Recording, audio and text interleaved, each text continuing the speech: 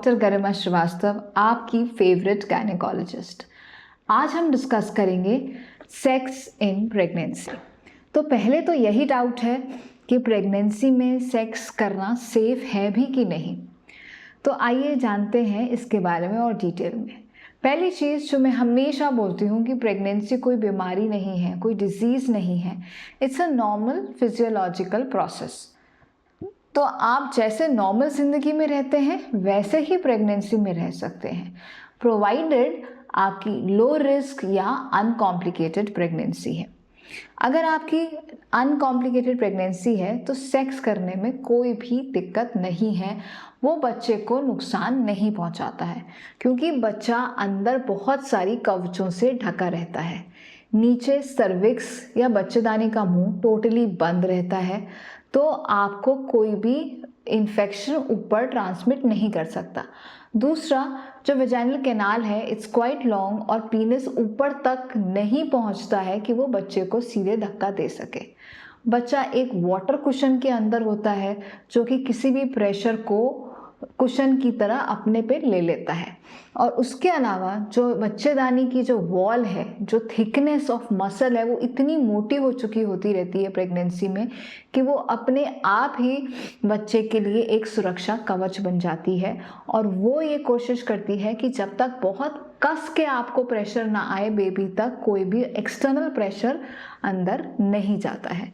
तो as such ये कई सालों से, कई रिसर्च पेपर से साइंटिफिकली प्रूवन है कि सेक्स से आपको दिक्कत नहीं होगी, ना ही आपको इन्फेक्शन होगा, ना ही बच्चे को कोई प्रॉब्लम होगी।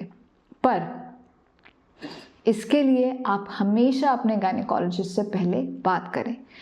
कई प्रेगनेंसीज ऐसी होती हैं, जैसा मैंने आपसे कहा, जो हाई रिस्क बन जाती हैं, उसमें हम सेक्स के लिए मना करते हैं।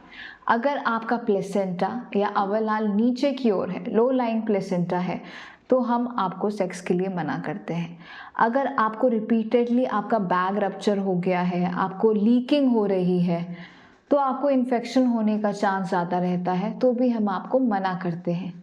अगर आप किसी और हाई रिस्क कंडीशन पे हैं तो भी हम अकॉर्डिंगली मना करते हैं।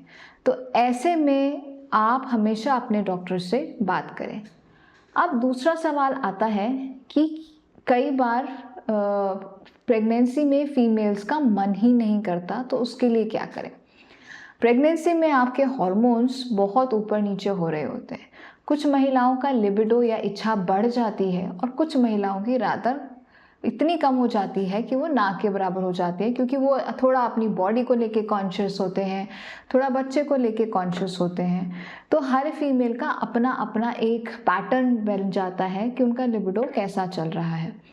अगर still if you do decide कि आपने सेक्स करना है, तो आपको किन किन बातों का ख्याल रखना है। पहली चीज़, ऑलवेज रिमेंबर कि आप बहुत ही जेंटल रहें, अपनी तरफ से जितना जेंटल हो सके वो करें। दूसरी चीज़, आपका अपना वेट मदर के टमी पर नहीं जाना चाहिए, तो आप ऐसी पोजीशंस पे जाएं जिसमें आपका वेट मदर के ऊपर ना जा रहा हो। तो इन पोजीशंस में आप मिशनरी पोजीशन थोड़ा सा मुश्किल हो जाता है because of mother's growing tummy also. तो lateral position, spooning, cowgirls, जिसमें मदर एक स्ट्रॉन्गर रोल ले सकते हैं, वो ज़्यादा बेटर हो जाता है।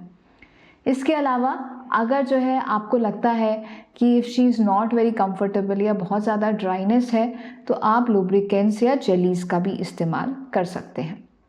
डिलीवरी के बाद अगर वो नॉर्मल डिलीवरी है या सिजेरियन है, तो यूजुअली हम 1.5 महीने या 6 वीक्स का परहेज़ करने को बोलते हैं, क्योंकि नॉर्मल डिलीवरी में टाँके नीचे की ओर आते हैं और उसको भरने में इतना टाइम लग सकता है। और सिजेरियन में भी जो ऊपर टाँके लगते हैं और अंदर यूट्रस में भी हम टाँके लगाते हैं जो कि नहीं दिख रहे हैं, उसको भरने में मिनिमम 1.5 महीना से 2 महीना लग सकता है। तो डिलीवरी के बाद हम मिनिमम जो आपको एब्स्टिनेंस के लिए बोलते हैं वो है 1.5 से 2 महीना। उसके बाद आप अपनी नॉर्मल लाइफ जी सकते हैं। आई होप आपके सारे सवाल इस वीडियो से क्लियर हुए हों। अगर आपको हमारा वीडियो पसंद आया है तो प्लीज़ हमारे चैनल को लाइक और सब्सक्राइब ज़रूर कीजिएगा।